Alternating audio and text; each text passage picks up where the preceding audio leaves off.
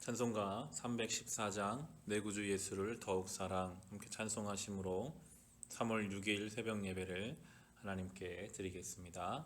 찬송가 314장 내 구주 예수를 더욱 사랑 함께 찬송하겠습니다.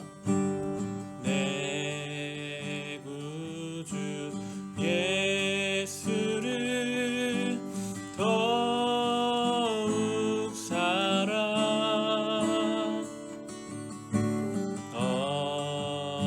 엎드려 비는 말 들으소서. 내 진정 소원이 내 구주 예수를 더욱 사랑 더욱 사랑.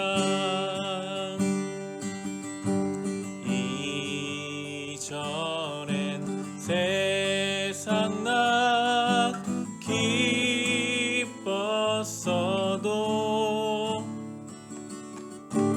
지금 내 기쁨은 오직 예수. 다만 내 비는 말 내 구주 예수를 더욱 사랑 더욱 사랑. 이 세상 떠날 때 찬양하고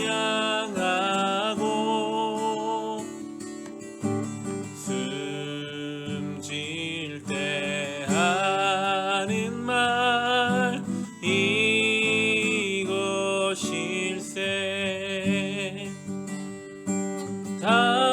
다만 내 비는 말 내 구주 예수를 더욱 사랑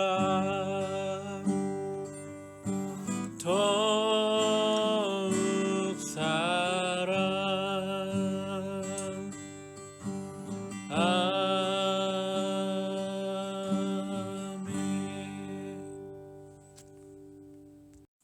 이 시간 중보의 기도를 드립시다.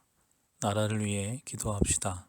코로나19로 인해 온 나라가 두려움에 쌓여 있고 또한 경제적으로나 영적으로 어려운 시간을 보내고 있습니다. 주님께서 이 땅을 고쳐주시고 불쌍히 여겨주시기를 기도합시다. 특히나 교회가 보이지 못하는 때로 인해서 이 나라가 영적으로 위축되거나 성도 간의 교제가 차가워지지 않도록 모든 한국교회를 친히 돌보아 주소서. 세종을 지켜주시고 세종 내에 있는 모든 교회와 가정을 지켜 돌보아 주옵소서. 나라와 우리 지역을 위해 함께 기도하겠습니다.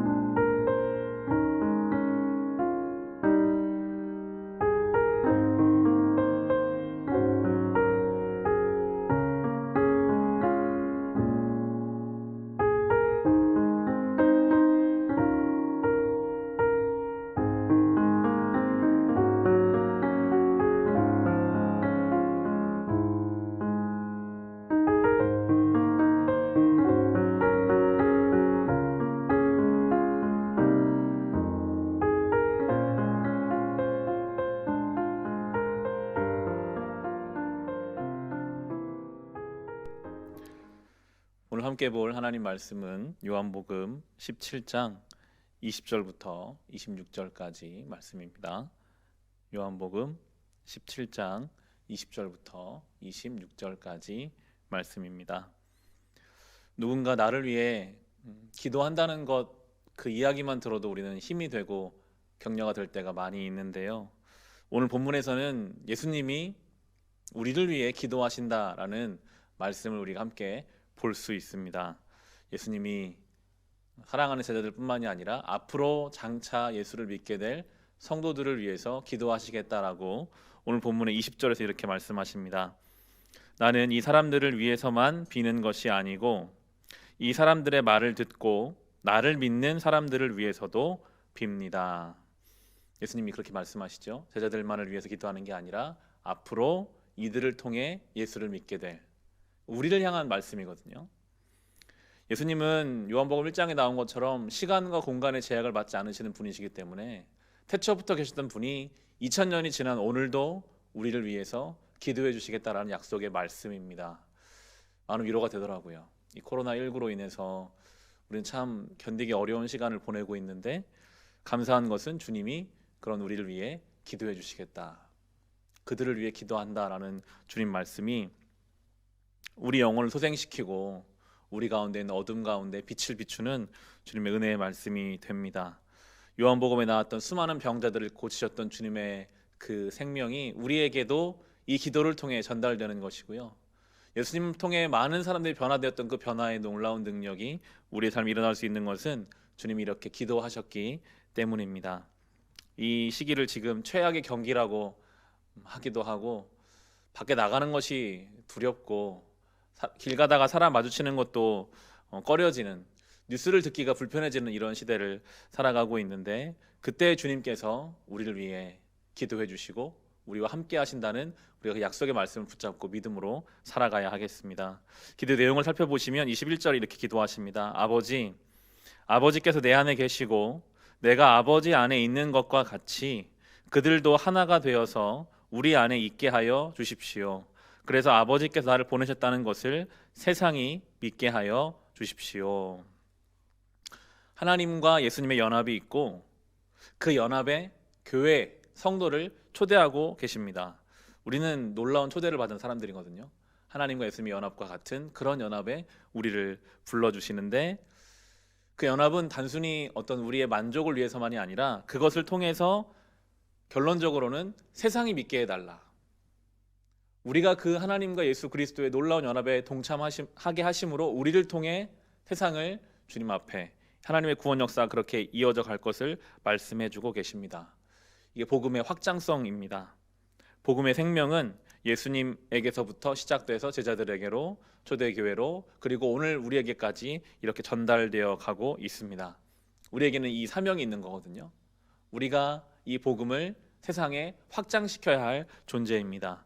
이 어려움의 때에 성도들은 예수 안에서 어떻게 평안하게 살 수 있는가, 똑같은 어려움을 겪지만 예수 안에서 어떻게 담대할 수 있는가, 어디를 향하고 어떤 인생을 살아가는가 하는 것으로 이 복음을 확장시켜 나가야 합니다. 우리는 똑같죠. 우리는 똑같습니다. 똑같은 죄인이라 똑같이 흔들리지만 오늘 이 기도의 내용처럼 우리가 그 하나님 아버지와 깊이 연합할 때 우리를 통해 세상이 주님을 믿게 하실 것입니다. 신앙이 깊어진다는 것, 믿음이 좋다라는 것은 다른 것이 아니라 결국 어떻게 주님과 더 깊이 연합하고 그래서 이 복음을 확장시켜 나갈 것인가, 이거인 것 같아요. 예배를 많이 드리고 성경을 많이 읽고가 아니라 어떻게 하나님과 연합함으로 나를 통해 복음이 세상으로 흘러갈 수 있는가, 이것이 신앙의 깊이와 신앙의 연수인 것을 우리가 알고 그렇게 붙잡아야 하겠습니다. 때로 이게 무거운 책임감이 될 때가 있거든요. 나를 통해 복음이 흘러가고 있는가. 그런데 이것은 무거운 책임감이 아니라 놀라운 축복인데 23절 말씀 보시면 내가 그들 안에 있고 아버지께서 내 안에 계신 것은 그들이 완전히 하나가 되게 하려는 것입니다. 그것은 또 아버지께서 나를 보내셨다는 것과 아버지께서 나를 사랑하신 것과 같이 그들도 사랑하셨다는 것을 세상이 알게 하려는 것입니다. 하나님이 예수님을 사랑하신 것 같이 그렇게 성도들을 하나님께 사랑하신다는 것을 통해서 세상이 알게 될 것이다 라고 말씀하십니다. 말로 전도하는 게 아니라요, 내 안에 있는, 내 안에 흘러넘치는 하나님의 사랑으로 우리는 세상을 향해 이 복음을 전달하게 하시겠다라고 말씀하고 계십니다. 우리가 할 일은요, 내 안에 하나님의 사랑이 지금 어떻게 역사하고 있는가, 이걸 잘 살펴봐야 되는 것 같아요. 이 어려운 시간 속에서도 하나님이 그럼에도 내 안에 하나님의 사랑을 어떻게 지금 부어주고 계시는가 분명히 있거든요. 잘 들여다보면 우리의 삶 속에, 우리 영혼 속에 차 있는 하나님의 사랑이 분명히 있습니다. 그걸 통해 세상으로 이 복음의 능력을 우리가 흘려보내야 하겠습니다. 오늘 본문을 쭉 묵상해 보시면 하나님과 예수 그리스도 그리고 성도, 이 관계를 계속 이야기하세요. 하나님과 예수님, 그리고 예수님과 성도. 신앙은 결국 관계 맺음이거든요. 하나님과 예수님의 그 완벽한 연합과 같이 그렇게 성도도 그 연합을 이루며 신앙생활을 해가는 것입니다. 우리가 주님과 깊이 있는 연합을 경험해 가다 보면 나는 하나님과 관계 맺을 만한 자격이 안 된다는 것을 철저히 깨달아요.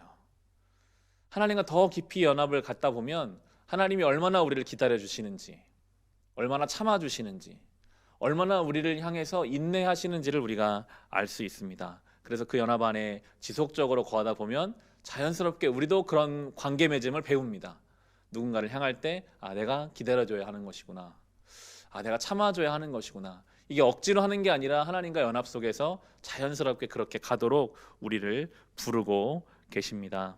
이 하루를 살아가시는 동안 오늘도 우리의 중보자이신 예수께서 우리를 위해 기도하고 계심을 믿고 이 하루를 살아갑시다. 그리고 복음의 확장의 통로가 되며 살아갑시다. 하나님의 사랑이 우리 속에 있음을 믿고 그것을 깊이 묵상하며 이 하루를 살아갈 수 있으시기를 주님의 이름으로 축원합니다. 기도하겠습니다. 우리를 위해서 오늘도 기도하시는 주님, 그 은혜에 감사를 드립니다. 우리의 눈물을 아시고 우리 연약함을 아시는 주님의 기도가 있기에 우리는 흔들리더라도 다시 중심을 잡고 심지어 완전히 무너진 것 같은 중에도 다시 회복될 수 있음을 믿습니다. 주님, 이제 우리가 주님과 깊이 연합함으로 복음의 확장을, 복음의 능력과 생명이 세상으로 전달되는 통로가 되기를 원합니다. 주님의 사랑이 우리 속에 부어짐으로 그 사랑 안에서 담대하고 강하게 서게 하옵소서. 다시 새로운 하루를 허락하시니 감사합니다. 주신 이 새 날에 하나님께 감사하며 받은 사랑과 은혜를 넉넉히 흘러보내며 세상 속에서 복음의 전달자로, 빛으로, 소금으로 살아가게 하옵소서. 예수님의 이름으로 기도합니다. 아멘.